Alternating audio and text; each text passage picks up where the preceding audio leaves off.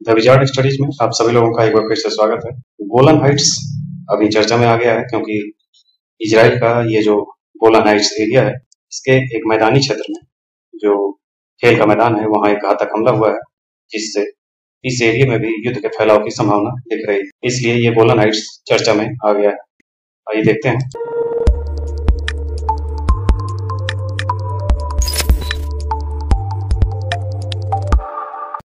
ये है Golan Heights. इसके बॉर्डर की बात करें तो गोलन हाइट्स ये इजराइल का कब्जे वाला एरिया है।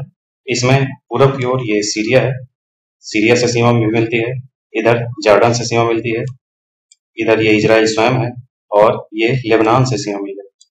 तो ये तीन तरफ से जॉर्डन, इजराइल और जॉर्डन, सीरिया और लेबनान, इससे घिरा हुआ ये क्षेत्र है गोलन हाइट्स। और इजराइल के उत्तरी हिस्से में ये है बॉर्डर के पास। यह दक्षिणी पश्चिमी सीरिया में एक चट्टानी पठार है जो सीरिया की राजधानी दमिश्क से लगभग 60 किलोमीटर दक्षिण पश्चिम में स्थित है। अंतर्राष्ट्रीय कानून और संयुक्त राष्ट्र सुरक्षा परिषद के प्रस्तावों के तहत इसे अधिकृत क्षेत्र माना जाता है। इसका क्षेत्रफल लगभग 1000 वर्ग किलोमीटर है। यह पश्चिम में यार्डन नदी, गैलीली सागर और उत्तर में माउंट हर्मोन, पूर्व में मौसमी वादी, अल रुक्कत नदी और दक्षिण में यारमुक नदी से घिरा हुआ है। इतिहास इसका देखें तो इजराइल ने 1967 के 6 दिवसीय युद्ध के अंतिम चरण में सीरिया से गोलन हाइट्स पर कब्जा किया। ये सीरिया से गोलन हाइट्स पर कब्जा कर लिया था। संघर्ष के दौरान अधिकांश सीरियाई अरब निवासी इस क्षेत्र से भाग गए थे। युद्ध विराम रेखा स्थापित की गई और यह क्षेत्र इजरायली सैन्य नियंत्रण में आ गया। लगभग तुरंत ही इजराइल ने गोलन पर कब्जा करना शुरू कर दिया। 1973 के मध्य पूर्व युद्ध के दौरान सीरिया ने गोलन हाइट्स पर फिर से कब्जा करने का प्रयास किया, लेकिन यह प्रयास विफल हो गया और दोनों देशों ने 1974 में युद्ध विराम समझौते पर हस्ताक्षर।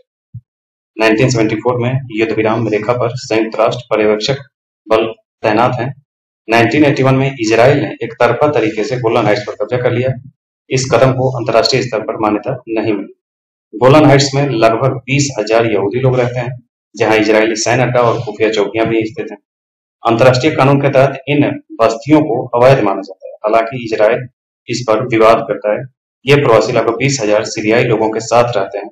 इनमें से अधिकांश ड्रूज अरब हैं जो गोलन पर कब्जा होने के बाद भाग नहीं गए थे। इसका सामरिक महत्व देखें तो गोलन पहाड़ियों की चोटी से सीरिया की राजधानी दमिश्क को स्पष्ट रूप से देखा जा सकता है। यह उत्तरी इजराइल के गैलीली क्षेत्र और गैलीली सागर पर नजर रखता है और सीरियाई नियंत्रण पक्ष की ओर दमिश्क जाने वाले मार्ग पर है। महत्वपूर्ण बात यह है कि गोलन हाइट्स की सीमा जॉर्डन और लेबनान से लगती है। यह इलाका शुष्क क्षेत्र के पानी का एक प्रमुख स्रोत भी है।